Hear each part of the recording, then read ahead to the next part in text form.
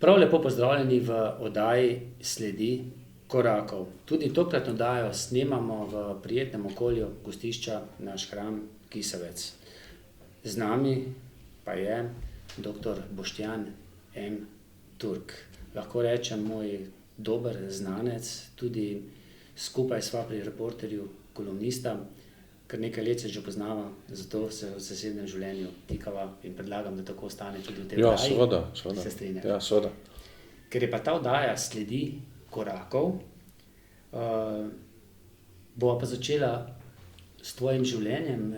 Kako, kje, v kakšni družini si bil spočet? V kakšni družini sem bil spočet? Jaz zase pravim v najboljši družini, sem imel najboljšo mamo in najboljšega očeta na tem svetu. Dobro, to je tako. Predvsem zato, ker sta me mama pa oče naučila teh temeljnih vrednot, predvsem vrednot dela, vrednot resnosti, vrednot odgovornosti do samega sebe in tega. In to je največ, kar sem v svojem življenju lahko kot otrok dobil. Kot edinec? Ne, jaz imam sestro, ki je sodnica. Sicer je moj oče pač znani kardiolog, moja mama pa je bila prevajalka, znala zelo veliko jezikov. In je bila, bi rekel, name imela velik pozitiven vpliv. Mogoče tudi to, da sem se odločil za humanistično smer in za jezike, to je zagotovo po njej in pa po njenem očetu Marku Frlanu, ki ga seveda žal že dolgo časa ni več med nami, ampak on je bil izredno izveden odvetnik v Radovljici, pa izredno izveden v latinščini in v jezikih, tako da to je to. Da bi pa bil mogoče tudi zdravnik, te pa ni nikoli prijelo? Ja, kdaj sem recimo mogoče razmišljal, ampak ker sem se dokler nisem svojega študija zaključil vseh svojih bistvenih življenjskih odločitev loteval z neke vrste strastjo, ali pa meni so bile knjige blazno všeč že v pionirski knjižnici, kot se pravi otrok, osnovnošolec sem imel, tako so imeli takrat pač vsi, ki so tu hoteli razstave knjig, se spomnim, takih velik pano, na katerem so bile knjige razstavljene moje, ki sem jih rad bral, in seveda si nisem predstavljal svojega življenja in seveda potem tudi si ga danes ne, brez knjig in brez literature, brez kulture. Tak preprosto sem. Imel sem nekaj, bi rekel, skušnjav, bi šel študirati pravo, ampak takrat, se pravi konec 80-ih let, ko sem jaz se v to usmeril oziroma študiral, je sistem politični, na katerem je pravo temeljilo, razpadal in študirati nek pravni sistem neke družbe, se pravi SFRJ, ki je propadala nam vsem pred očmi, se mi je zdelo nevredno oziroma in to bi bila velika napaka, če bi se odločil za pravo, zato ker mislim, da bi v svojem življenju ne imel in ne doživel, ne vem, kaj bo jutri, to nihče ne ve, moramo potrkati, ampak do zdaj so mi dale knjige in študij in pisanje, toliko enih lepih stvari, da bi me pravo zagotovo na nek način onesrečilo. Je v vaši družini kaj pomladno vrelo takrat, konec 80-ih let? Veste kaj, da ti moram povedati, da recimo moj oče, kardiolog, profesor dr. Josip Turk, veliko ljudem pomagal. On je bil tudi en prvih, ki so začenjali z moderno kardiologijo na Slovenskem. Z njim sva se, ko sem se jaz začel prebujati v politiko, to je bilo v procesu proti četverici, sva se z njim prvič popolnoma politično ujela in je on mene vozil, se pravi Predroško, 88. In se gotovo Udba ima te, recimo, bi lahko dobil kdaj te posnetke, ki so midva z očetom tam čakali, nikjer se nisem videl, ampak Udba jih zagotovo ima, ker so pač vsega preslikali in naredili, zapisali, kateri ljudje pač tja hodijo. Tako da mi smo iz družine, se pravi moj drugi ded, po očetovi strani je bil pa Rajko Turk, zelo ugleden, premožen podjetnik, premožen v tem smislu, da ni imel nobenega prostega časa, zato ker je bilo to toliko dela in ki so leta 1945 ušel je smrti, ampak so mu pač življenje uničili in mu vse ukradli. In da je preživel, pač preživel zato, ker si je vedno rekel, ostal sem pa le živ. A ne. Pobili so toliko in toliko njegova ljudi, ki jih je on poznal in tako, in to človeka določi. Sploh zato, ker je bil njegov proces leta 91 med prvimi, ki je padel, a ne, v celoti. Ne. Tako da, seveda, moj oče je razmišljal že takrat, ne moreš razmišljati drugače, in danes razmišlja, ko se dobiva v redno, ali ga peljem k maši, ali greva na kosilo, večerjo ali karkoli, danes razmišljava popolnoma enako. Ne. Kako je šla pa poklicna pot potem po šolanju? Moja poklicna, jaz sem doštudiral pod A slovenščino in francoščino, oboje pod A. Študiral sem pa tudi latinščino, ki je pa nisem končal sem prvo stopnjo, ampak zato je bilo to pa preprosto nemogoče. In potem sem leta 91 oziroma 92 oziroma točne 93. leta sem začel delati na filozofski fakulteti. Bil sem od profesora Andreja Capudra, veleposlanika in zelo znanega kulturnika, asistent, nekdanjega ministra, nekdanjega veleposlanika v Parizu, nekdanjega veleposlanika v Republiki Italiji, človeka, ki je kulturno izredno obogatil, bi rekel, njegovo in našo generacijo. Torej človeka, ki je v resnici mojster slovenske besede. In je žal, da ga bi moral pisati v sobotno predlogo enkrat na mesec, preprosto zaradi dela, mislim, da bi ga ljudje, najširši sloj ljudi bral, preprosto zato, ker bi se ljudje morali naučiti, kaj je to lepa slovenščina. Žal živimo v družbi, ki je ideološko še vedno, bi rekel, betonirana, in ljudje takega formata kot Andrej Capuder pač ne smejo. Ali pa Drago Jančar, seveda ne smejo v širšo javnost. No, Andrej Capuder me je predlagal se pravi vprašal, če bi bil asistent. Jaz moram reči, da imam tudi tu bujam novo ime, profesor dr. Jože Koruza. On je bil pa na slovenščini profesor za starejšo slovensko književnost. On me je pa že sredi študija vzel za demonstratorja in je bilo nekako predvideno, da bi pa ostal pri njem. Problem pa seveda je bil, ker je življenje samo nepredvidljivo in je nesrečnik zbolel in leta 1988 umrl. Tako da potem sem veseljem vzel pač to od profesora Capudra. Magistriral sem leta 1995 iz teme Bergson, torej veliki francoski filozof in Nobelov nagrajenec, Bergson pri Slovencih. Potem sem pa šel v Pariz, sem dobil štipendijo francoske vlade, pa tudi Slovenske znanstvene fundacije delno, in sem uspel pisati doktorat na Sorboni, na Pariz 4. To je pač najbolj elitnih univerz v Evropi. In sem 4 leta, 5 let sem študiral in sem pisal. In sem 13. januarja 2001 pri profesorici Dominique Mier-Gérard tudi potem doktoriral.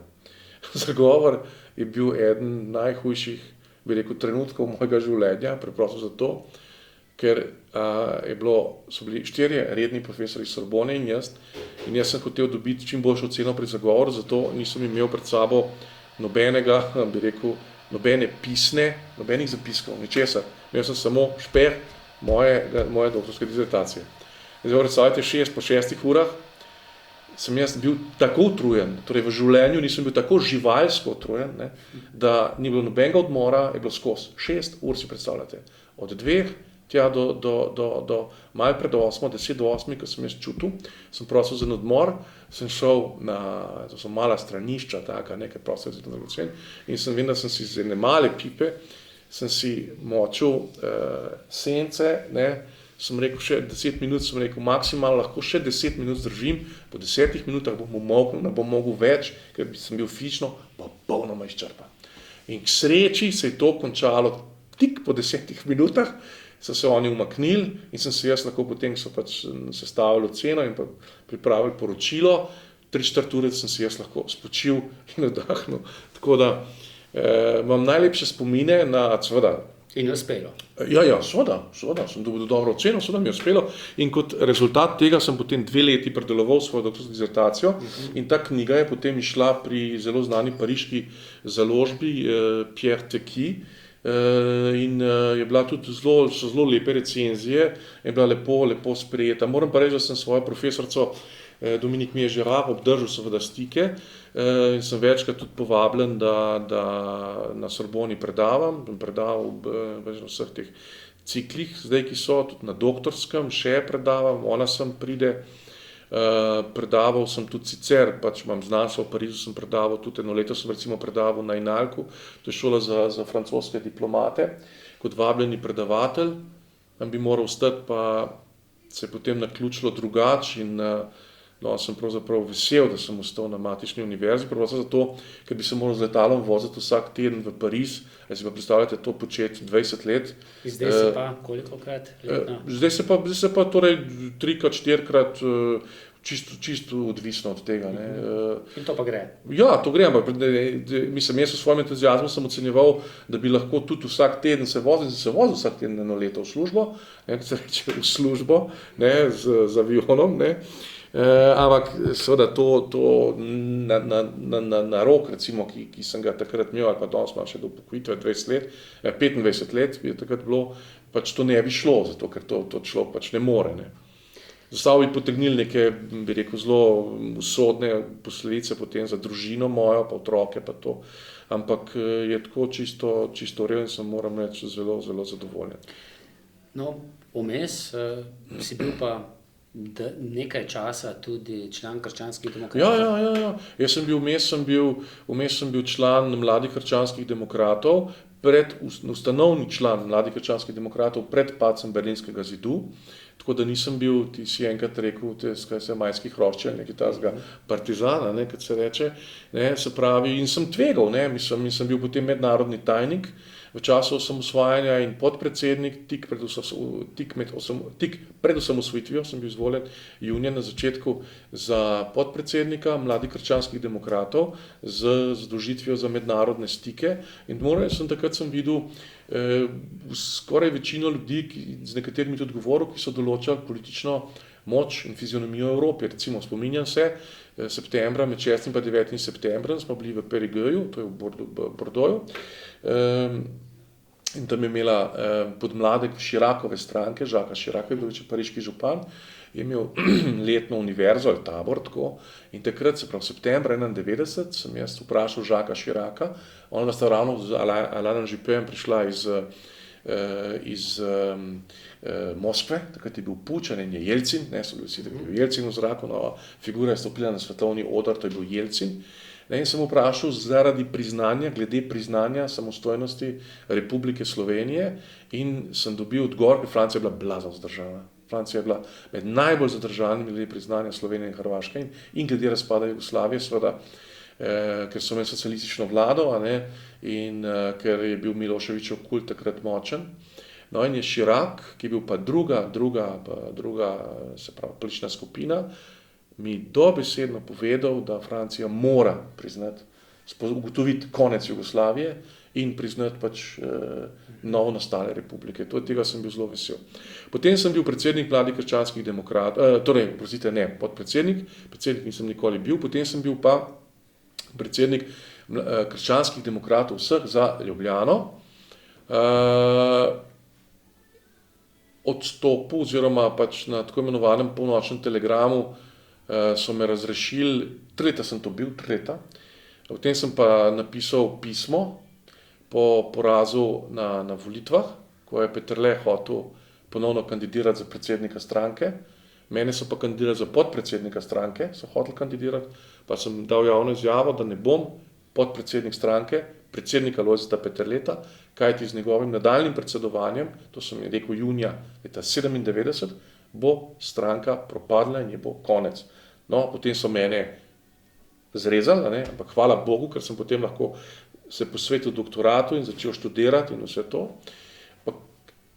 Imel sem pa popolnoma prav, danes krščanskih demokratov ni pač več nikjer, združili so se Slovensko ljudsko stranko, in žal tudi Slovenske ljudske stranke ni več nikjer. Iz tega je prišla potem Nova Slovenija. Je prišla Nova Slovenija, samo Nova Slovenija nima formalno pravno z slovenskimi krščanskimi demokrati nič. Slovenski krščanski demokrati so pristali v Slovenski ljudski stranki, ta pa je pristala zunaj parlamenta zdaj že drugič in zelo težko bo jo obuditi. No, zdaj so pa že pri teh zadnjih volitvah. Očitno se lahko nadejamo, danes je četrtek, jutri je pomemben dan za Slovenijo ali pa tudi ne, kakor kdo gleda. Verjetno bomo dobili predsednika vlade, ampak ne tisto, kar se je bilo mogoče pričakovati po volitvah, da bo predsednik vlade relativni zmagovalec volitev, torej SDS z Janezom Janšo, ampak po vsej verjetnosti bomo dobili Marjana Šarca in po vsej verjetnosti bo to, sploh ne vem, če se lahko reče levo-sredinsko, ampak kar verjetno leva vlada. Z Levico, ki jo podpira v opoziciji ali v opoziciji, se ne ve. Torej, to je samo ena od stran poti te Slovenije, ki ni doživela ustreznega očiščenja, in v kateri so si nekdanje družbeno-politične organizacije, Zveza komunistov in Zveza politične mladine Slovenije v metamorfozah, ki so jih upravljale, pač prigrabile vso oblast. Zato je Slovenija v izredno pomembnih parametrih nepravna in totalitarna država. Marjan Šarec je mogoče samo kot produkt teh stricev iz ozadja, ki držijo pravosodje v rokah, ki držijo v rokah večinske medije in ki držijo v rokah, bi rekel, gospodarski aparat države in se na ta način, na mafijski način vzdržujejo pri življenju. Marjan Šarec se ne bi pomogel pojaviti v teh konstelacijah nikjer drugje sploh. Zaradi enega temeljnega premisleka, ta vlada, ki se bo zdaj oblikovala, tej vladi, so volivci 3. junija plebiscitarno rekli ne. Rekli so ne stranki modernega centra Mira Cerarja, ki je dobila, ne vem, manj kot tretjino tistih glasov, ki jih je dobila leta 2014. Rekli so ne stranki Zvezdništva Alenka Bratušek, ki so pustili Alenko Bratušek zunaj parlamenta. Rekli so ne Karlu Erjavcu, ker so mu več kot prepolovili glasove in ga pustili zunaj parlamenta. Ta vlada nastaja zoper izrecno voljo volilnega telesa. In seveda Združena levica je garant, da se tukaj ne bo popolnoma nič zgodilo, da bo Slovenija pač stagnirala. Združena levica bi morala biti v bistvu predpostavljena zunaj zakona in prepovedana, ker se sklicuje na ideologijo in na simbole, ki so pač prepovedani z dekreti, z zakoni, sklepi Evropskega parlamenta, najvišje pravno, formalno zavezujoče oblasti, ki jo mi imamo.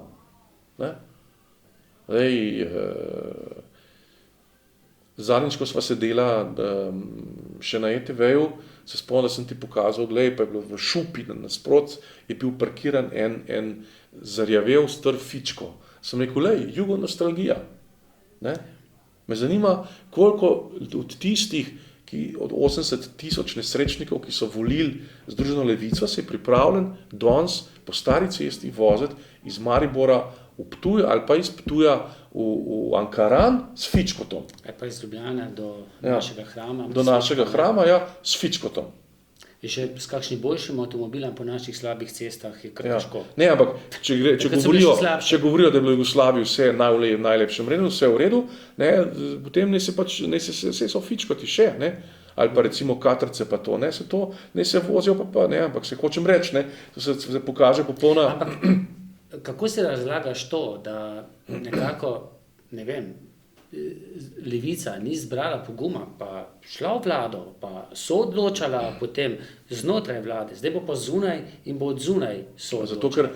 Zato, ker vedo, da ta vlada pač je nastala samo zato, da ni predčasnih volitev, ker predčasne volitve bi potem pa dale še dodatno nezaupnico tem strankam. In zato, ker si pač želijo igrati dvojno igro, ampak do zdaj izkušnje v slovenski politiki so bile vedno take, da je bila dvojna igra zelo, zelo hudo kaznovana, nikoli nagrajena. Zdaj bomo videli, pač, kako se bo ta politika razvijala, ampak Marjan Šarec je človek, ki lahko se pojavi v tem kontekstu, pa Karl Erjavec, zdaj bo spet misel za obrambo, to je groteska. To je groteska, ta človek je že tako rekoč nalepljen na vlado, kot je registrska tablica avtomobila nalepljena na avto. To je groteska. In to je najbolj negativna selekcija, ker si jo lahko mislite, še enkrat ponavljam, ljudje, ki so jim rekli volivci ne, so zdaj prišli skozi stranska vrata na prvi oder nazaj. Ne, je pa vladi dejal tudi Matej Tonin svojo Novo Slovenijo. Je to po tvojem napaka? Bi bilo boljše, če bi bil del te levo-sredinske koalicije, da bi mogoče bilo malce pridihati desnice v vladi, ali je ta njegova odločitev zate povsem razumna? No, bom še nekaj povedal. Ti bom še nekaj povedal, oziroma vam, pač gledalcem. Je moralo biti. To je bila ena sobota, zagotovo, zdaj pa sobota v novembru, to je 94, je bil to zdaj druga polovica novembra, ampak sobot v novembru so bile 4. Bila je klauzura po tej katastrofi okrog Oglejskega sporazuma. Jaz sem bil takrat zelo, bi rekel, visok funkcionar krščanskih demokratov, celotne stranke. Jaz sem predsednik regijskega odbora, predsednik občinskega odbora, član izvršilnega odbora, pa še predsednik ene od komisij krščanskih demokratov in sem bil na tem najožjem in po tej funkciji tudi član sveta, imel 5 funkcij, mislim, da sem imel največ funkcij takrat v stranki. 2 meseca nazaj moram povedati, nisem imel pa še 2 meseca nazaj, pa nisem imel še nobene, ker sem me takrat septembra izvolil za vodstvo ljubljanskih krščanskih demokratov. V stranki je bila globoka kriza, Peterle, 40 ljudi v gostilni Mihovec, Pirniče, pravi, predlagam, da gremo iz koalicije. Seveda, ljudje, ki so bili tam, ki jih je Peterle nanovačil v stranko zato, da je lahko šel v koalicijo z Drnovškom, je seveda ni na kraj pameti jim padlo, da bi glasovali za izstop iz koalicije. In Peterle je rekel, dajem na glasovanje, gremo iz koalicije. Kdo je za? In dvigne roko. Torej, od 40 ljudi, tako po mojem spominu, 40 ljudi, so se dvignile še 3 roke. Kjer je bila tretja, ne vem. Ena je bila moja, sem takoj, gremo v opozicijo, druga je bila zanimivo od Cirila Pucka, ki sem jo videl, drugi pa tretji pa ne vem. Odgovor na Mateja Tonina. Vse moje knjige, 12 razvidov tu v Razdaljah do sveta, ki je Boris Pahor jih na tiskovni konferenci predstavil in zadaj napisano zelo lepo misel, govorijo o tem problemu.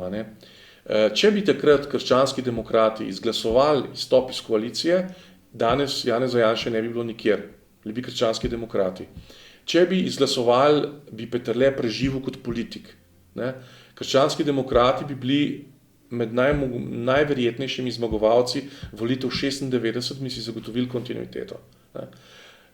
In jaz sem vesel, da je Tonin zdaj končno razumel, ampak zdaj je pač to stvar prepozna. Vi morate vedeti, da je 250 000 ljudi, volivcev SLS-a in krščanskih strank v teh 20 letih začelo volitve abstinirati.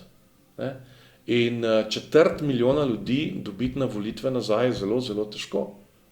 Danes smo, da ti 2 stranki, Nova Slovenija pa Ljudska stranka 7%, včasih sta jih pa imele, bili ste prvi 2 stranki Demosa, recimo leta 92 sta jih imele procentov krščanski demokrati, mislim, da smo dobili 15, 14, 7, 92 zaradi Jelinčiča, drugače bi dobili 22%, če ne bi bilo Jelinčiča. In Ljudska stranka pa tudi nekaj podobnega, si pa kar zračunajte, tretjina volilnega telesa. In Tonin je naredil zadnji manever in jaz mu dam to kapo dol, da je to razumel, ampak Novakova ne bi tega naredila. Novakova iz principa zoper Janeza Janšo, pa povem recimo lahko še nekaj dobrega o Janezu Janši, če sem rekel pač prej, da ga, če bi bilo izglasovano, tisti izstop iz koalicije ne bi bilo, da se vstaja Ljudmila Novakova prav na tistim, ki jo je pač vzel za ministrico in je omogočil najvišji položaj v svojem življenju dosegla v svojo vlado. Hočem reči, Tonin je ravnal pravilno in predvsem je to dobra poteza, ker je pokazal, da mu je načelnost in politika več od funkcije osebne. Tega Peterle nikoli ni znal narediti. Ne? Tega tudi mnogi lideri, da ne rečem največji lider, kdaj niso znali narediti. Tonin je pa to pokazal, meni je to pomembnejše od tega, da sem jaz predsednik državnega zbora. Sem pa prepričan, da bi ga zaradi figovega lista pustili na mestu predsednika državnega zbora do naslednjih volitev. Za naslednjih volitvah Nove Slovenije ne bi bilo več. Je kaj podobnega sposoben tudi Janez Janša? Da bom rekel, kot Žiga Turk, mislim, da sem vam v enem, da odgovor na to, tako je rekel Žiga Turk, odgovor na to vprašanje leži v mojem prejšnjem izvajanju. Nekaj podobnega. Ja. Kako gledaš to, lahko rečemo, kar precej neaktivno vlogo zmagovalke na teh volitvah SDS pri sestavljanju vlade? Nekako se je zdelo, kot da se čaka. Ali je to bilo pač enostavno spoznanje, da SDS vlade ne more sestaviti?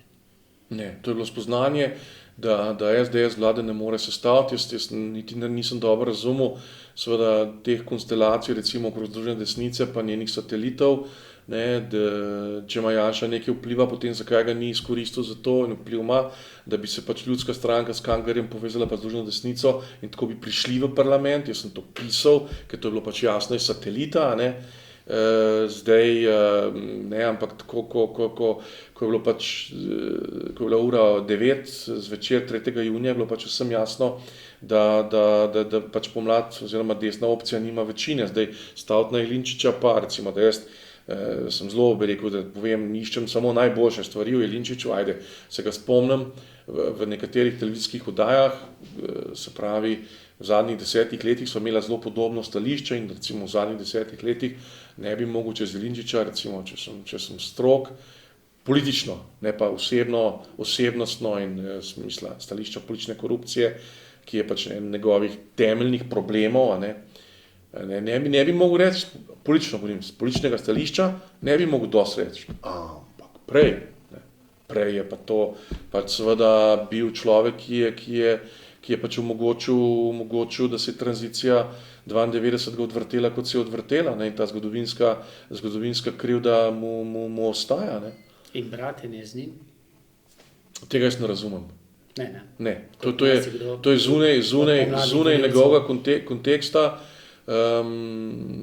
Zunaj njegovega konteksta. Moram pa reči, da sem jaz z Janezom Janšo lažje sodeloval in ga takrat zelo spoštoval, recimo, predno je šel v zapor, čeprav sem bil eden od tistih, ki so stali na Dobu, in eden od tistih, ki mu je do konca stal ob strani.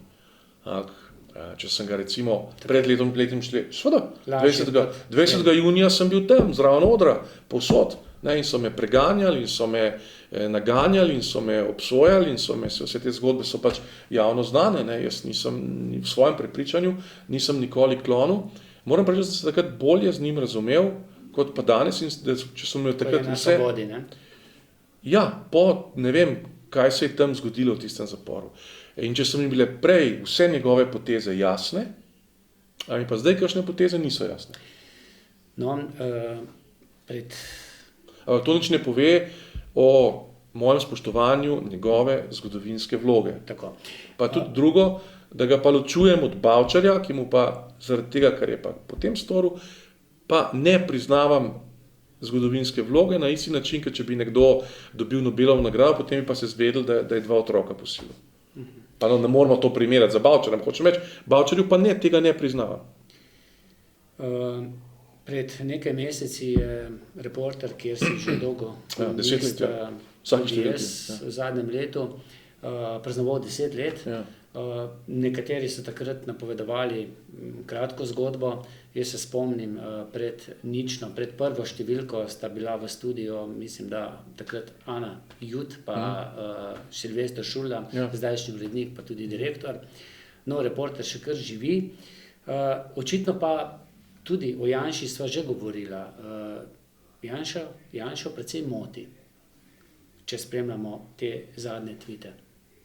Ja, ne vem, zakaj pravi, jaz kakšnih zadev ne razumem. Mislim, to je tisto, kar jaz sem tweetnul 2 leti nazaj, noben časopis ni za Janeza Janša, za SDS storil toliko, kot je storil Reporter.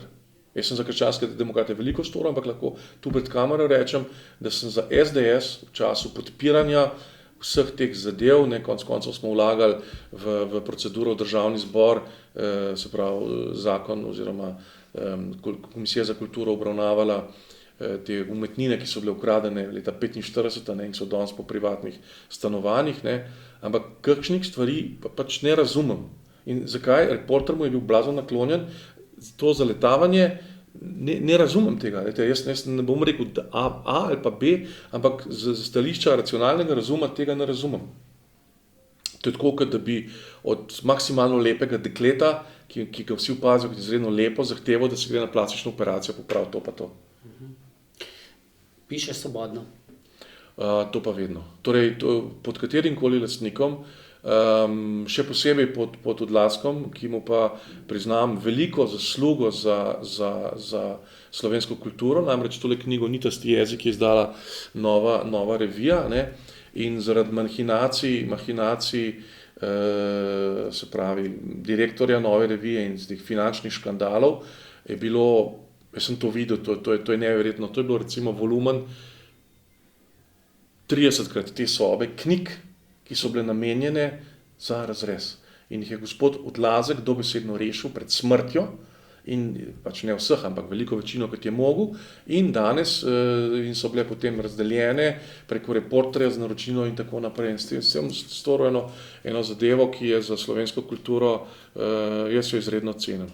Ne, nikoli v 10 letih mi nihče, niti urednik Silvestra Šurla, niti kdorkoli ni omenil ničesar, kar bi moral napisati ali pa kar ne bi smel. Jaz tudi pišem vsak teden, zdaj že za 2 leti, za en pomemben hrvaški časopis, 7-dnevno, pišem v hrvaščini, tudi govorim hrvaško, in tam je isto, nihče mi ni nikoli rekel, da nečesa ne smem, ali pa da nekaj, še huje pa to, da nekaj moraš napisati. Sicer te ne bi bilo. Ne, me ne bi bilo. In tako da Reporter je tu ena redka demokratična, bi rekel, tribuna v državi, ki nima svobode tiska, je najmočnejši. Reporterjev vpliv je velik in odločujoč na stanje na desni sredini, ima Reporter odločujoč vpliv. Njegovi mnenjski voditelji, med katerimi sva midva, so odločujočega pomena, in to je neverjetna zgodba o uspehu. Jaz lahko ob tej priložnosti povem tudi, da sem bil sprejet prijazno pri predsedniku Republike, Borutu Pahorju, sem mu predlagal odlikovanje Reporterja ob njegovi 10. obletnici zaradi specifik. Reporter se je sam preživel, Reporter ima prodajo več kot 10 izvodov, distribucija bere to še veliko več, doseže 30-40 tisoč, spletna stran je v rasti, spletna stran je najmočnejši v državi. Predvsem je pa neomadeževan in deviški, ker ni nikoli s hudičem nobenega pakta sklenil. Za razliko ne bomo zdaj začeli kje, ker ne bi midva končala do novega leta. Slovenska medijska krajina in ljudje, ki nikoli se to pri Reporterju ni zgodilo. In jaz sem bil pri Borutu Pahorju, s tem je rekel, predlagajte nekoga, uglednega človeka, ki bo to napisal. Jaz sem rekel, to je Eugen Bavčar. In je tudi napisal temeljito, to je pariški Slovenec, ki je Borisa Pahorja predstavil v svetu, to je najbolj vplivnih ljudi, ki jih mi danes v Evropi imamo, tudi nosilec najvišjega odlikovanja, se pravi Evropske zveze skupaj z Bavčarjem. Je to napisal in Borut Pahor je zelo lepo pismo napisal, tudi objavljeno v Reporterju. In tako da moram pa reči, če to povem, da sem bil presenečen pri Borutu Pahorju v tem smislu, da sem ga poznal prej samo preko televizije in ta njegov slog. Potem sva pa govorila 20 minut, jaz sem mu tudi to podaril za njegovo pisano oziroma to knjigo, francosko, in sem govorila 20 minut in sem dobil vtis, da je to neverjetno šolan, načitan in človek, ki se izraža v tako akademski slovenščini, ki jo jaz srečavam zgolj na predavanjih oziroma pač od ljudi, ki res materinščino, se pravi, abstraktno izrazi in to do konca poznajo. Pa ima nekaj tistega, da zna stopiti preko bregov. Ja, Lejte, To manjka kaj mogoče sem jaz vse, ki je bil on predsednik vlade, seveda smo to kritizirali in to so analize v 12 zidovih, a ne, in celo 12. To je pa ta knjiga, To je ta knjiga, ja. Pokazal, Ja. Čudovita knjiga. In on je šel preko tega. Prej takoj sem napisal, so me vprašali, v kakšni zvezi pa sem napisal, pač nisem napisal tako konkretno, ampak glede revije, sem takoj dobil 3 termine, prosim, imate na voljo, takoj. Torej, to je človek, ki zna stopiti, vidite, to je težko v življenju narediti. To je težko v življenju narediti. Na desnici je ta logika Peterle, Nepodobnik, ne bodo, še koga drugega omenjam, ne bodo nikoli znali stopiti en korak nazaj, da bodo naredili 2 naprej. Raje 3 naprej v korak, ali pa 6 nazaj v prepad. Mogoče tu še besedo ali dve o naslovu 12 zidov, jaz vem, zakaj. Ja. 12 zidov. Za 12 zidov to je pa simbol hude jame. Ne? Tam je bilo 11 zidov. Ne? In jaz govorim, to je kronika časa, se pravi 6 let. Vsako leto je razdeljeno na polovico, to je potem 12 zidov. Ne? In če hočete, 11 pregrad je bilo v hudi jami, ne? Tista zadnja 12 je pa tista, ki še danes drži to družbo, da ne pokoplje mrtvih, da ne prizna zločina in tako. In tako sem to knjigo intoniral. Veš, kje sem jaz to knjigo bral? Ja, ne. Mislim, da 12-urni vožnji za gore Bruselj. Na avtobusu. Ja. Pa potem še malce nazaj je zmanjkalo. Ja, sem ravno zmišljal, če se v 12 urah prebere, ne vem, ne. A se jo prebere. Ta knjiga, predvsem, če smem še tole povedati, ta knjiga predvsem dragocena zato, ker je avtor črne knjige komunizma, Stefan Courtois, to meni napisal, jaz sem mu ga povedal, če me kako pomaga, podpre, in napisal: gospoda Boštjana Turka poznam že več kot desetletje in visoko cenim njegovo delo, dobro obveščenega, kompetentnega, objektivnega, pogumnega opazovalca in analitika. V svoji najnovejši knjigi si ne pomišlja povedati na glas, kar mnogi mislijo, prav potihem, da je vztrajanje stare komunistične nomenklature, ki bi se morala posloviti najpozneje po vstopu Slovenije v Evropsko unijo in v demokratični svet, nevzdržno v sodobni slovenski družbi in politiki. Stefan Courtois. No, v tej zvezi omenim še to, da z njim sodelujem.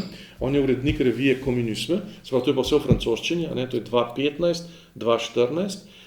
Zdaj pripravljam tudi še, in to so pač članki, analitični članki o tako imenovanem vztrajnosti in persistenci komunističnega sistema v Evropi. Ta revija je izredno ugledna in klasika, in z njim sodelujem, moram reči, zelo dobro, in tudi pišem v njegovi zadnji knjigi o Leninu, ob 100-letnici oktobrske revolucije. Moram, sem kar nekaj stvari že prevedel in jih pač na Hrvaško in v Slovenijo med bralce razdelil. Boštjan, jaz pa predlagam, glede na to, da je tudi ta knjiga Kota 101 skoraj da že pošla. Mi bomo kakšno tudi podarili našim gledalcem, si jo ti nam podaril, da prebereš še, kaj je v tej knjigi napisal tudi uglednik. Torej, to je pa napisal profesor emeritus dr. sciencije Ivo Banac, Univerza Yale, New Haven, ZDA. Se pravi, to je pa človek, ki je eden največjih specialistov za povojno zgodovino sodobnega sveta tudi, in je napisal v svoji knjigi Kota 101 nas profesor Boštjan Marko Turk uvaja v zatohlo podkletje slovenskega postkomunizma. Avtor izpostavlja nadzor, ki ga strukture globoke države izvajajo nad ustanovami oblasti, zlasti pravosodne, nadalje nad politiko v splošnem, gospodarstvo, medij in kulturo. Njegov odgovor na vprašanje, kako je mogoče, da je stanje v eni od držav Evropske unije tolikan podobno opisu totalitarne družbe v Orwellovem romanu 84, še posebej zato, ker Republika Slovenija članica evroobmočja in šengenskega območja, je korist ne samo za Slovence, temveč tudi za vse druge žrtve štokholmskega sindroma. Te se še naprej istovetijo s propadlim, dekadentnim in nedemokratičnim sistemom na čelu z njegovim žarkim malikom, orwellovskim kandidatom za Nobelovo nagrado, se pravi Titom, za mir, ki se je proslavil z mirnodobnimi pokoli. Še to prednost, profesor, akademik, on je tudi akademik, seveda, Ivo Banac je to knjigo, ker je Hrvat, je to knjigo prebral. Stefan Courtois te knjige žal ni mogel prebrati, ker slovensko ne zna, je pač napisal o meni, ker mene pozna. In tudi naslov Kota. Ja, Kota 101, naslov Kota 101 je pa, seveda, Kota 101 je bila tle, vidite tole Goli otok, To je odlično stiliziral Klemen Kunaver, odlično. Pokazali. Obe naslovnici sta, tle sem pozabil povedati, to naslovnico mi je pa podaril srbski slikar Veličković, brezplačno v Parizu. On je najdražji srbski slikar. Ta grafika, recimo, če bi jo hotel kupiti, bi stala do 100.000 evrov. Ne. On mi jo je pa brezplačno podaril za reprodukcijo in mi podaril tudi v knjigi noter, se pravi, format pikslov, ne, tak, da je to lahko reproducirano. To bo obe naslovnici, ki sta ne, ta naslovnica ima naslov, ta slika, ta grafika ima naslov Spust. Vidite pa človeka, ki teče navzgor. Sprav, to je ta Slovenija, ki mi skozi zdi se nekam napredujemo, pa hkrati hodimo stalno v nekem začaranem krogu. Ne. No in Kota 101? Kota 101 je pa, to je pa iz Golega otoka, to je bila pa najhujša mučilnica na Golem otoku. Se pravi, tam je bilo pa preživetje manjše kot pa v Auschwitzu. Tam so mučili, to je bil poseben kraj, odvojen od siceršnjih mučilnic, ne, kjer so mučili tiste, ki so do konca še vztrajali pri ne vem čem so že imeli. Ne. In to je smrti tam, no in to sem vzel zato, ker to je tudi tole gor, to vidite, to je skrito oko Orwellovo, ne, ki opazuje, ne, ker to je intonirano po romanu George Orwell 1984, ne, se pravi totalitarne družbe, ki je to je George Orwell, je ta roman napisal, ker je bil George Orwell bil komunist in on je stalinizem poznal do ubistja, ne, in je potem tudi prenehal biti, ne, zato ker je videl, kaj to je, ne, in je ta totalitarni model popisal, ne, in jaz sem uporabil, da sem analitično seciral slovensko družbo, naslovna glavne ideje iz Orwellovega sveta. In tam je soba 101, ne, to je kraj, kjer spreobrnejo vsakega še tako zakrtnega. Ali pa umre. Ja, ali pa umre, ja, če ga ne spreobrnejo, pa umre, seveda.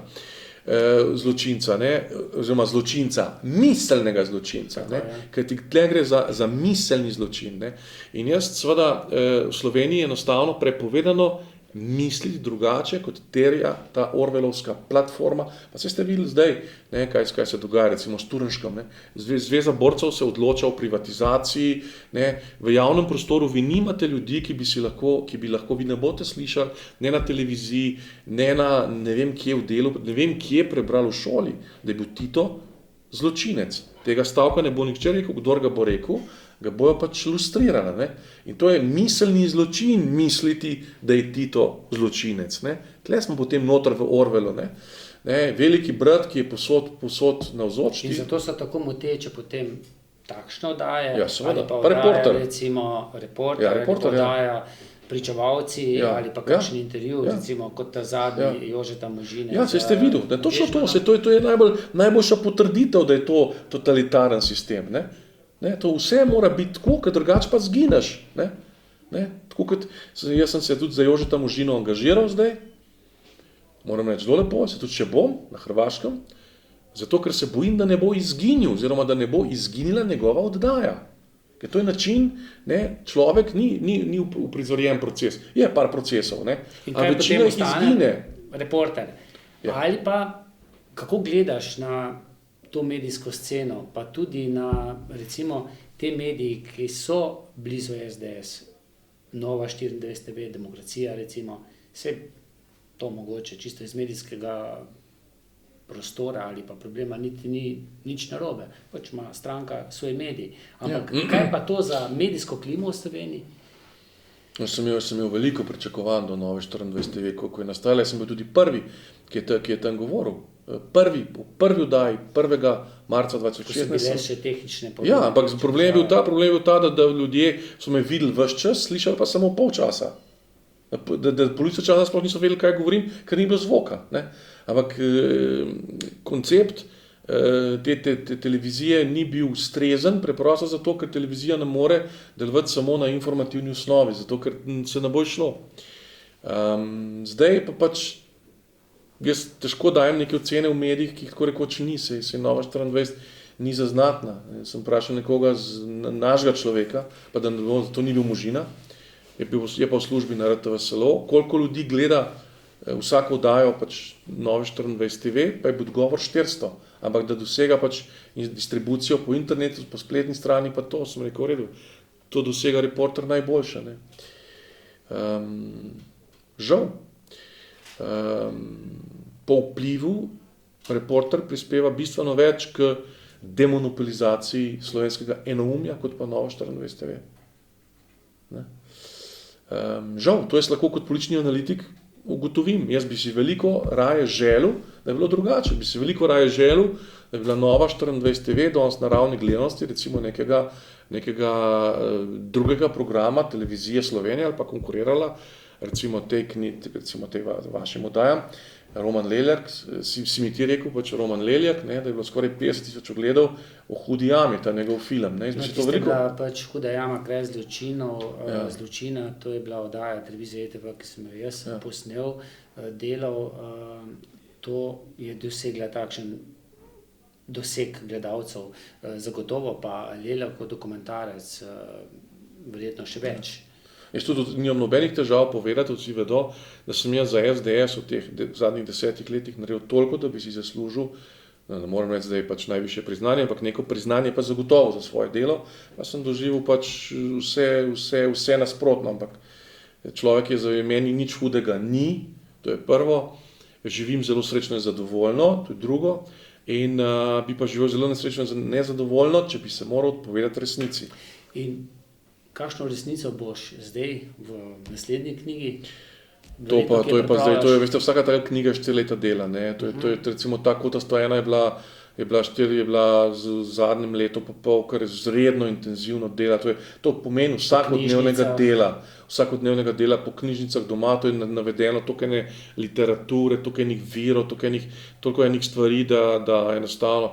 Zdaj si jaz to, kar zdaj razmišljam, seveda, se pravi, razmišljam zunaj svojega neposrednega, ker nisem prinesel stvari, ki jih pač delam za svojo habilitacijo oziroma ki jih delam pač za svoj poklic, ker jaz sem le zaposlen primarno kot visokošolski učitelj za francosko in frankofonske književnosti. Tega tukaj ni na mizi, ker nisem smatral, da je to pač prvič to ljudi ne bi toliko zanimalo, drugič pa je to tudi v bistvu vse v francoščini, no. Tako da, ne, ampak hočem reči, ko mi bo prva možnost dana, bom poskušal, sem pripravil na zelo široko platformo, že sem mislil, da bi šla noter v komunizem, ampak je že prevelika. Se pravi, konflikt Tito-Stalin, se pravi, ker sem kar nekaj stvari novih ugotovil, nekaj tega je tudi v Koti 101. Ne, jaz govorim, da je bil lahko konflikt Tito-Stalin resničen, lahko da je bil recimo, ne, ampak potem je bil pa izveden daljnoročno v to, je moja glavna teza, da je bila Jugoslavija izvoznik sovjetske ideologije v neuvrščene. Sprav govorimo o 50. pa 60. letih, ko so razpadali kolonialni imperiji, ne, in če bi bil Tito kot Čaušesku ali pa kot Gomulka ali pa karkoli, bi ne mogel nase avtentično vezati pač energije teh novo nastajajočih držav v Afriki, v Aziji, povsod so nastajale, ne. In ne bi mogel organizirati tega neuvrščenega gibanja, tako pa zdaj, veste, neuvrščeni so bili pač v bistvu drugo ime za